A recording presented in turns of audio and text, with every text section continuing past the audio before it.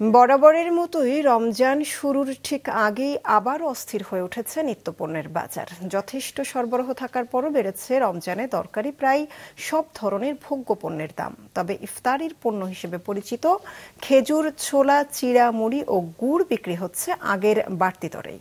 বাজার ঘুরে দেখা গেছে গত সপ্তাহের চেয়ে লেবুর দাম দ্বিগুণ বেড়ে বিক্রি হচ্ছে ৮০ টাকা হালি ধরে। পেঁয়াজ ও আলুর দাম কেজিতে ৫ থেকে ৭ টাকা বেড়েছে।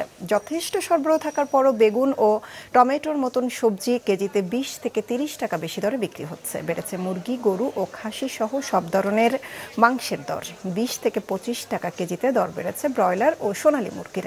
সব ধরনের মাছের দামও কেজিতে ৩০ থেকে ৫০ টাকা বেড়েছে। এদিকে রাজধানীর বেশিরভাগ বাজারে বোতলজাত সয়াবিন তেলের সরবরাহ কম থাকার অজুহাতে কিছুটা বেশিতে বিক্রি হচ্ছে খোলা ও বোতলজাত দুই ধরনের সয়াবিন তেলই।